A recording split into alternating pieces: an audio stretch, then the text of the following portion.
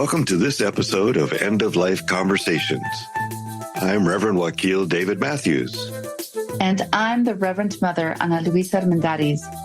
In this podcast, we share people's experiences with death and dying, grief and loss, and the end of life. Every episode, we are so honored and blessed to share stories with amazing, compassionate, and wise guests. So let's get started. Today, we have an opportunity to share a conversation with Dr. Amelia Phillips, a Black woman working in a variety of fields dominated by white men, including engineering, information technology, and real estate. She has a wide variety of unique life experiences to draw from, starting from being raised as an Army brat with lots of twists and turns in her life. Dr. Phillips is a graduate of the Massachusetts Institute of Technology, with a BS degree in Astronautical Engineering and a BS in Archaeology, along with an MBA in Technology Management from the University of Phoenix. She completed her PhD at the University of Alaska Fairbanks in Computer Security. After working as an engineer at the Jet Propulsion Laboratory and at TRW, Amelia worked with e-commerce sites and began her training in computer forensics and investigations. She has also managed rock bands, worked on an assembly line, has been a real estate broker, computer consultant, and hard money lender. She has designed certificate, AAS, and BAS programs for community colleges in e-commerce, network security, digital forensics, and cybersecurity. She was a Fulbright Scholar at the Polytechnic of Namibia and returned there over the course of more than a decade as they grew to become the Namibia University of Science and Technology, or NUST. She later served as a Fulbright ambassador and as a Fulbright specialist. Amelia continues to work with NUST on a variety of projects and curricula. Wow, what a amazing story so far. Yeah, what an intro. I'm in awe and honored that you are here with us, Amelia. Yeah. Well, thank you for having me. I really appreciate it. Yes. We always like to start with this question. When did you first become aware of death? Wow. I became aware of death when my mother died in a car crash. I was 8.5 years old, and it just threw my life into a tailspin. I woke up into a nightmare. My father had been on TDY, temporary duty assignment, elsewhere, and he was called home to where we were. I remember him saying that my older brother tried to crawl into the casket with my mother to hug her, and so he wouldn't let me and my little brother see her. And part of me just didn't want to believe that she was gone. And in those days, people could be just miles away and you would never know because, the internet didn't really exist in those days. And someone could be 10,000 miles away, perfectly well and happy. However, a couple of years later, when my brothers were put into foster care and I was left alone with my father's second wife, I knew she had to be dead, that there was no way she would let something like this happen. So that was when it really dawned on me that death was real and permanent. Wow. Thank you for sharing that story. So with that as a formative story in your life, how did that impact the rest of your life? Wow. Wow. That started things. And having been, as mentioned earlier, being raised as an Army brat, that because you move a lot when your parents are in the military. My father was in the military. And so you're used to moving all the time. And my family life became even more fractured because my mother had died. Then my father, remarried, had signed my brothers over as wards of the state. And then we got transferred from North Carolina to Colorado, where he did. And then his second wife left him because she wasn't used to the military life. My father woke me up in the middle of the night when I was 13. And his nose had been bleeding since midnight. It was 3 a.m. And he was afraid he was going to die. So he taught me how to open and close probate when I was 13. He told me what I had to be responsible for, what the military would handle, things like that. What I really learned was that, life is fragile. Nothing's guaranteed. And so I sat down. I'm like, okay, I want off this planet because this planet doesn't make any sense to me whatsoever. And that's when I laid out what I was going to do. And, it's like, I've got to build a starship. How do you build a starship? And so it just, you need money. Let's see, if I sell a book, then I have to invest in real estate. So this is when I'm like 12 and 13 years old, and I was going to run for president. So I had all these plans. So that's how it affected my life, was that I'm just like, you can't depend on anything out there. Mm-hmm. And that death comes to everybody and you never know when it's coming. Mm-hmm. Wow. So. Wow. Well, I just need to take a moment, and I'm breathing in all that 12, 13 years old child who began this trajectory in your life to build your starship. And I honor your path, Dr. Phillips. It's been a real one. Thank you. Thank you so much. Since this is about end of life, looking at sort of the African American view of the end of life, I got to watch, like, when all this was going on, my great uncle Frank and great aunt Bee passed away. And they used to live up the street from us when my mother was alive. They were related on my father's side of the family. But one died, and then the other died 6 months later. And you're like, you start to notice that couples that have been together for 40 and 50 years, tend to die very closely in time with each other. And so that was just one of the observations. I had done a little bit of research before this talk. I hadn't realized that during the Civil War, the Black soldiers were the ones who had to go and get the bodies, and they helped the doctors. And because the families in the North wanted to see, the bodies of their loved ones, the Black soldiers learned how to do embalming.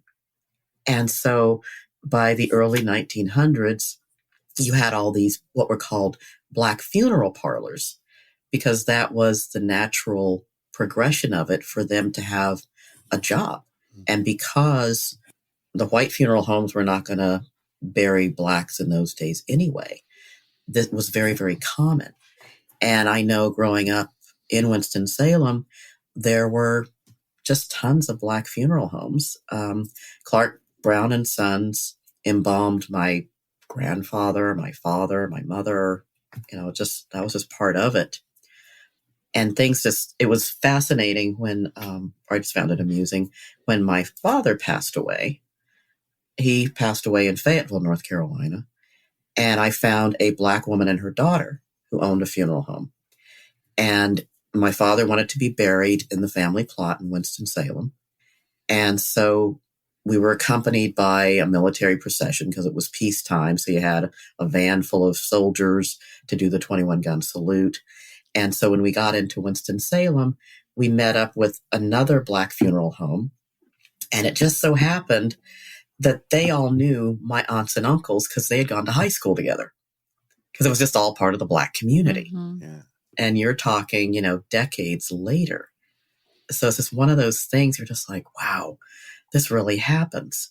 And then, like, my auntie just passed at 98 back in September.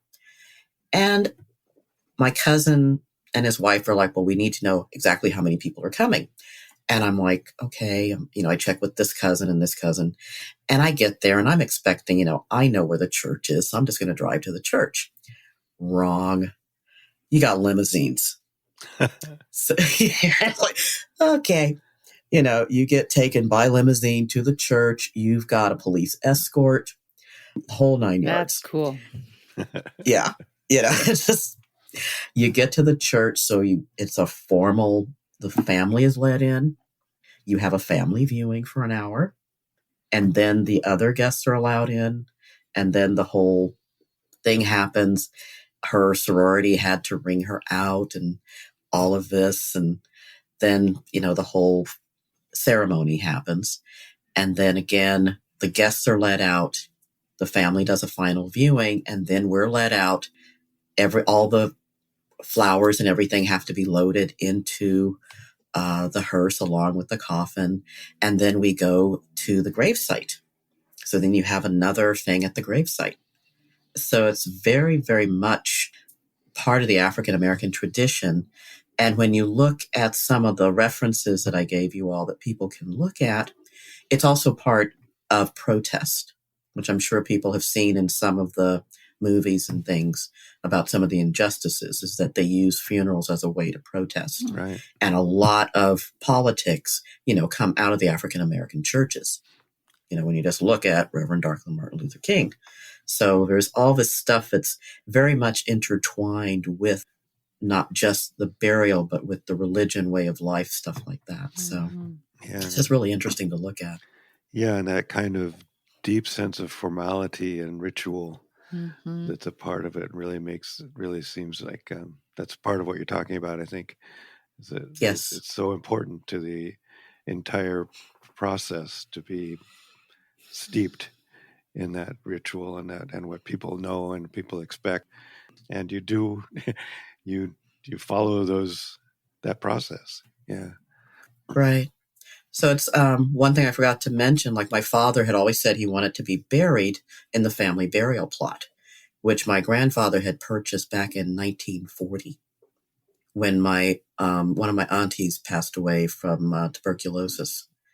So I had to actually go before the family council and go, can I use one of the final plots, one of the final spaces? Because he only bought 6 plots inside of the family plot, 6 spaces. And I had to ask for permission. And everybody agreed. But it's not like I could just say, I'm burying my father there. Yeah. The whole family had to agree to it. Yeah. Wow. So it's one of those things you learn that, that whole formality. And, they had to decide even for my auntie, where was she going to be buried? Is she being buried with her first husband, with her second husband, with her son? It's all these things that come into play. Yeah. Yeah, the protocols, and it's still family, right? You're still trying to make sure that everybody's going to get along. Yeah. Right, right. I think that's the other thing I really hear there too, is that emphasis. The emphasis on family, the extended family, and not only everybody is listened to, everybody's important, and the extended family is invited to participate, encouraged to participate. Definitely. It was so cute at my auntie's funeral because I was on the program, and then my second cousins, her grandchildren weren't sure if her great grandson wanted to talk or not. And at the last minute, he decided, yes, I want to say something at great grandma's funeral. And so they're like, Amelia, can he go up with you? And I'm like, of course. So, this little 10-year-old gets up there to say goodbye to his great grandma. So it's just one of those things of everybody gets to participate. Well, participate and continue memory making, because that child going up with you will have cast a memory into the whole community. And even years later, it's like, do you remember, great grandma's funeral and what so-and-so said? And I think that that's actually another part of this ritual that we always tend to just get, that it's happening, that it's going to imbue another layer for us to hold on to, right? It's another ritual. Right. And the other day when Joaquin, David, and I met for sort of coffee, I brought the program for my auntie, and he got to see all the pictures they had found. You're looking, she was 98 years old. So you're talking, 70 years of pictures and longer than that, that they had put together into the program. It was just amazing. Yeah, it was 2 full large pages of small pictures. That's awesome. It was really was quite remarkable. Yeah. So what is your current work that you're doing these days? If it relates to end of life or just in general? I'm still teaching. I still teach graduate school. I am a student in a meditation school that, we teach the tessellated pavement, that you're going to have more of a division between good and evil, and just really working on the subtle bodies and being aware of, what's going on in the world. Yeah. You look at some of these things and you're going, okay, the only reason certain people are still breathing is because there is some evil being keeping them alive. It's just like, yeah, that person should not be breathing anymore. However, but you really have to look at yourself and influence the people around you and still be kind to folks. Yeah. And be good to yourself and really work on what you're doing. One of the things that you would, of end of life for myself, is that I want to make sure that I've done what I was put on this world to do. Yeah. Because if you've already seen, I was given a lot of abilities and talents. And it's like, okay, what am I supposed to be doing right now? Have I done the very best? What do I want to do? What can help people? Mm-hmm. How do I inspire people? And I think in anything that I do, whether I'm teaching or just out there, I inspire people to do things. Yes, you do. It's like, thank you. I just always say the impossible just takes a little longer. Yeah. That was certainly my experience with working with you, and has been my experience with our relationship, knowing each other, and just noticing just all the different things that you do. You always impress the heck out of me, but that sense that we just have to do our best and keep doing our best and doing what we are here to do. So, and a great example. You live that example beautifully. Thank you. Thank you. Yes. So, okay. So your current work is teaching. Yes. And you're a Black woman who is teaching in very probably white-centered spaces. Would that be true? Is that true? Yeah. It's changing. Okay. It's changing. I like what happened at one college I was at. When I first started the applied bachelor's program, the program was dominated by actually Eastern European men, students. And over the years, it's slowly changed. We've gotten more women into the program. It was during that period of time that the Women in Cybersecurity was started. I remember traveling with, what did we have? 7 women, young women, and a woman my age who are all students, to Nashville to go to the conference to get more of them in there. And I always enjoy when I go to Namibia, because Namibia is 90% Black. And so the teams, a lot of times, are half women, half men. So it's interesting to watch, versus looking at the European teams, it's still dominated by men. When you look at the international competition. So it's one of those things where you still want to get more people of color, more women into the fields, and let them know that they can be successful in it. Beautiful. So what are your biggest challenges in this field? So the biggest challenges we talk about are around death and dying. And so Dr. Phillips is not working in death and dying. How could we shift it? Right? Well, maybe as you said earlier, you didn't expect to be here this long, right? Right. And so as you're in the third half of life, if you will, what are your challenges, or what's challenging to you as far as making sure you do get the things done that you want to be done? And what kind of, I guess maybe that's the way to hold it, including, the challenges that you face in your work, because those certainly affect whether you can get the things done you hope to do, right? That's a very good question. I start to worry about, I've been one of those people, because even a friend looked at me like I was weird. As soon as my father died, I made out my will. So I was 28 years old when I buried my father. And I update my will every time I go overseas, and people are like, "You do what?" I'm like, yeah, my will is sitting right there on top of my laptop that I leave at home. It's always there, always done. And, I'm like, well, I don't want my second cousins, stuck with me if I get Alzheimer's or something. So it's one of those, okay, what do I do with the living trust and, the medical end of life, things of that nature.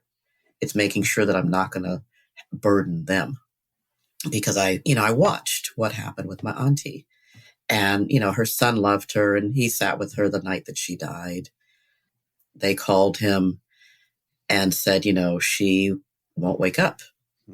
And he sat with her, all day Tuesday, and she died at 4:00 Wednesday morning. And he stayed with her the whole time. And, I'm sure my second cousins love me, but not that way, and I don't want to put them through something like that. So it's more looking at, do I want to be able to say, okay, I've had enough, go ahead and, let's do a euthanasia or something of that nature. Or, it might be where I die unexpectedly, because as I've seen through my life, you never know. So my mentor, it's been 20 plus years ago, hung himself. That was unexpected. I have no intention of doing that, but you just never know. An ex-boyfriend died at the age of 46 of cirrhosis of the liver. There are just all these things that come into play. And as I'm entering, as you said, that last, third of life, so I've gone through all of this and I've got, maybe another good 20 or 30 years left. Am I going to travel? Am I going to just go around giving talks? What am I going to do to help people? I definitely plan to write the story of my childhood, just to show people, yeah, you can overcome anything, and to leave that as a gift, and just some of my adventures, because when I tell people the story of some of the things I've done, they're like, you're crazy. Yes, I am. Yay. Yes. I've lived my life as an adventure because I knew it was short, Right. And so I'd like to leave that for people. That's great. Yeah, it sounds like the challenges are around what we've talked about already. Just these are the things that I would like to contribute to the world, and so how do I ensure that I can do that, continue to do that, and the relationships that are left, and how do I make sure people know my wishes, and how do I have as little impact as possible on those that have to deal with my body when I'm done. All those things that, we talk a lot about on here, about ways to prepare that way. But yeah, great. Those make a lot of sense, as definitely the challenges many of us are facing as well. Yeah. And I think especially because I do have a good reputation, I have to be careful that I'm doing what I want to do and not what other people want me to do. Sure, yeah. It's easy to get distracted. It's like, ooh. Sorry, didn't mean to interrupt you. No, that's okay. I'm like, I really do want you to be my mentor. Okay. Give me your number. So, okay, we talked about these challenges. So how do you feel supported at the end of life? I have good friends, I've had a situation and I just, texted a friend and said, can I come stay with you for a couple of days with you and your partner? He's like, well, let me talk to my partner. And they're like, come on over, and it was just very supportive. I've ended up with some accountability friends of, I need to talk to somebody, because I could just sit here and watch TV all day if I really, really let myself, but I need to go and do this. And just having people to talk to. And also with the meditation school, of making sure that I am meditating and building my subtle bodies and staying in connection with what is above. And, getting ready for the next transition. You never know what you're coming. I do believe in reincarnation. So it's like, you never know what you're coming back as. I was lucky to be born into the family I was born into. I got lucky this go around. Other people did not. So it's also just reminding myself of that and staying very much in touch with the spiritual connections. So that's very, very important. Yeah. I love how you have accountability friends too, because there have been times when I feel like I do have an idea that this is a very finite time of living on Mhm. Earth. And I do like sometimes just sit around and stare into space because I just get overwhelmed, right? But accountability, Yeah. like I feel like a lot of this world we need. Some people are really working hard to just keep their families fed and clothed and housed, and yet their life is just as finite as mine. And Right. how do we support one another when it's just really hard? Because life is more than just working and in the grind. It's about, checking in with those little bodies and just the remembering and the polishing your mirror on a daily basis. I find that that's so essential, but not everybody does it. Right. Right. And it's one of those things that, yeah, you do have to give to people, and you have to remember that you're able to do it. And even some of the poorest people do remember, Mm-hmm. and some of the wealthiest don't For sure. even know. They're completely oblivious to it. Yeah. Yeah. Absolutely. This is also true. Yeah. Is there anything about the end of life that frightens you? I need to, I can be very messy. So I'm afraid of people walking into my place when I'm dead. Oh my God. That might be the best So answer so far. I think I just want to get everything cleaned up and thrown out, and actually, shedding a lot of things, Yeah. because there's stuff that, like, okay, I don't need that. That can go in the shredder. That can go in the shredder. That can go to Goodwill. Go, go, Mm-hmm. go. And just getting down to the very bare minimum of what's needed. I think I learned that when I lived in Namibia for a year and a half. I had shoved everything into storage. And basically, all I had was my 2 suitcases and my laptop. And that's all you really need. And, they bought me a car that I could use while I was there. I sold my car before I left. So you start to realize, all the stuff that you really, really don't need. Mm-hmm. But I have a question though about that, because there Yes, ma'am. is stuff that we have.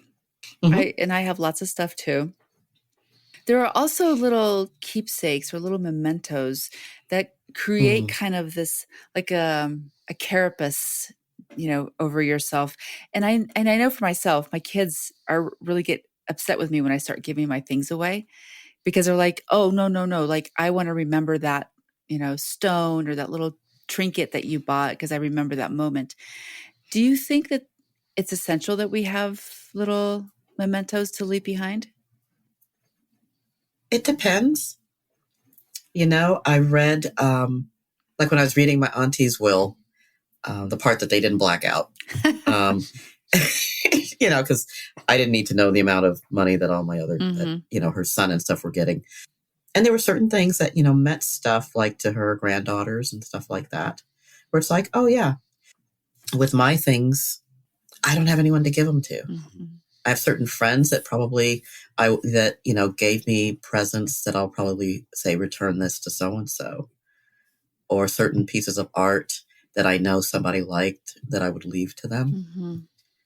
I mean, the mementos that I have are like my auntie. When I was 24 years old, she didn't realize that my father had burned every picture of my mother when she died. And oh yeah. So I'm 24 years old and I have not seen a picture of my mother since I was 8.5. Wow. She called all my aunts and uncles and found pictures of my mother, Mm-hmm. of me with my mom and me with my brothers and my mother, stuff like that. That was very meaningful. Mm-hmm. Yeah. So those are things that I definitely hold on to. There's a great picture of all my aunts and uncles, and my dad's probably 12 years old. They're all in their Sunday go to meeting clothes. And, there's this great picture. My dad's laying out on the lawn in a suit, and, the older ones are standing around him. It's a great black and white picture. And that's one of the things that I definitely would keep with me. Mm-hmm. So it's little things like that Mm-hmm. that matter. The other stuff, my music collection is great. I still have all my LPs from way back when, when I was in high school. But yeah, it would be little things like that that are meaningful. Well, and you talked about the story of your life that you want to complete, and that would definitely be a gift to probably a lot more people than just your family. But so yeah, those kind of things. Whenever we think about stuff, all this stuff, there is that question that comes up, well, this means a lot to me. Who else would it mean a lot to, or will it mean a lot to anybody, or is it just goodwill? Right. Well, having, when my dad was dying and I was sitting there because he got hospitalized in September and he didn't pass away until January. So once I had signed the do not resuscitate order and I'm sitting there in the house going through everything and going, okay, this I'm going to ship home. This goes to Goodwill. And then when the auctioneer came in and he's like, you're not going to get more than $100 for that. The only thing that was worth anything was the piano, to other people. Right. And that's when I quickly learned how useless things are. Yeah. And also as a military brat, growing up military, you can't carry that much stuff with you anyway. Sure. So yeah, it's just really something to consider of there's just things. It's the people and the relationships, both with the people, humans, and with your spiritual relationships are the things that really matter. Right. I'm just thinking back to, I think it was a year or two ago that I read in the New York Times, there was an article from a couple, an older couple in DC, and they were having this thought too. They went through their home and they cleaned out all the stuff that they knew, could go to Goodwill and refugee centers and et cetera. But what they ended up doing, which I actually really love, is that everything that was left in the house, I think they actually might have had a child or two and the children came in and picked what they wanted, but they invited all their friends and neighbors to just wander through the house and pick whatever you want and take it with you. You're done. We're done. Like, don't worry about it. And there wasn't a moment of like imminent death for either one of them, but they're like, we don't want this to go to the trash for people, because some of these things you'll love. And I'm thinking back to last week, Wakil and I interviewed a very lovely young woman who talked about living more in the collective and having more people in your life to like hold you during transitions and thresholds that you pass over. And she's like, I am committed, as difficult as it is to live in community, I want to live with other people and be in relationship with them. And it occurs to me that I do have a lot of art supplies and whatnot, right? There's things that other people could benefit from, but there's also a lot of really sweet little trinkets that I would be delighted to invite all my friends and just be like, go through the house and pick that one little thing that you really love and think of me. Like, I have friends in their 30s. So, if I died at 90, they'd still be in their 60s and, they could still have more time to enjoy it. So, I do want to honor that it is difficult to be aware that at the end, somebody's going to have to take care of all of this stuff. And at the same time, some of these things can be very meaningful to people that we don't assume would be interested. Or create a little art piece out front and say, how they have little libraries around Denver. There is a little gallery and people like put little trinkets in there and you can go through. And there's another woman down the street who puts like art supplies as well. So I'm always like, what's in there? So, I think we have to start learning how to gift freely. Yeah. That's a great idea. Yeah.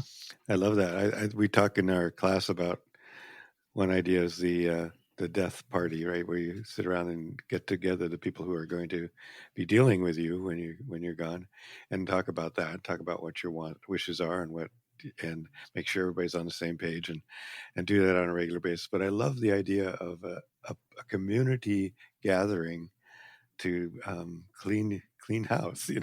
There's got to be a great way we could honor that, name that, and add that to the list of things you could do. Just everybody I know, everybody I love, everybody, just neighbors. Right. Well, it's also, as eco chaplains, like that the resources are finite. Stuff is, and as somebody who collects a lot of textiles, textiles are so precious to me. They're made once, and then that design may never happen again, ever, right? And so the fact that we very pointedly say, these have been created, these may never come through again. If it delights your heart and fills your soul, the earth has given this to me for a time being to hold on to. Now it's your turn. Yeah. That's very, very true. Now you remind me of my cousin one time had come over when I was living on Lower Queen Anne, and she was like, she couldn't figure out my artwork. She's like, it doesn't go with, she's like, what is all this stuff? And she's like, oh, these are from places you've visited over the years. And I'm like, yes. And then probably about 6 or 7 years ago, I picked certain key pieces of art that I had purchased. One I purchased on an island off of Madagascar. Another I purchased in Cape Town, and all the colors tie together.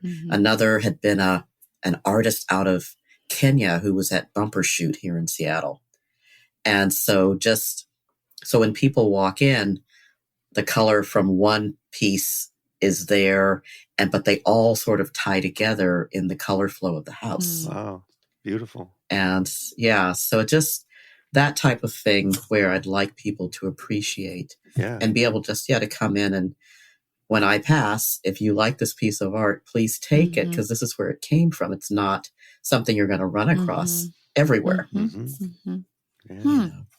Well, wonderful ideas. Thank you, Amelia, for getting us here. It's really been great. Oh, thank you for having me. Yeah. We do have the last question, I guess. Certainly. Which is, what do you wish we had asked? Is there anything else you'd like to share? I think you all have asked everything.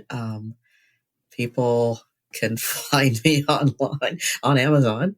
But it's just, wow. I think you've asked me everything, because that whole thing of the last 20 to 30 years, when you've already passed, the whole pinnacle, and you're looking at the end, and you know that it's shorter than what you've already done. Right. Hey, how do you make the most of it? How do you go out with a bang? 100%. I think was it our last episode, the last interview? She said she wanted to go out in a convertible. That's right, like hit by a deer truck, John Deere truck, or something. A beer truck. Oh, beer. She did. Yeah, I love it. Yeah. Wow. Well, it has been really great talking to you, Amelia, and I really appreciate you, all that you do, and all you have done, and all you will do. So thank you. So hopefully, who knows, I may one day actually be able to go out into outer space before I die. I don't doubt that about you. Yeah, that would be so good.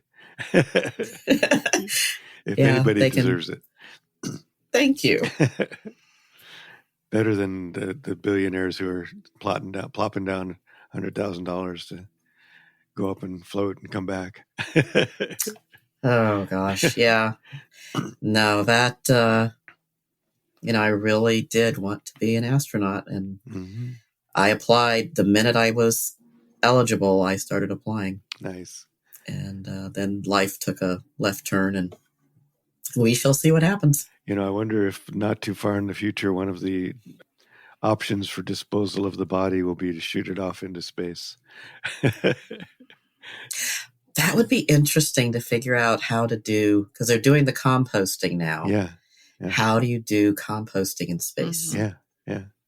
So, good question. All right, another job for us to work on. Okay. Thank you so much for having me. I really appreciate it. It's a real pleasure. And now, as we do on every one of our episodes, we have a poem that is shared by our guest. And today, Dr. Phillips has shared a poem called A Little Poem by Portia Nelson. And it's The Hole. Thank you. Chapter 1. I walk down the street. There's a deep hole in the sidewalk. I fall in. I am lost. I am helpless.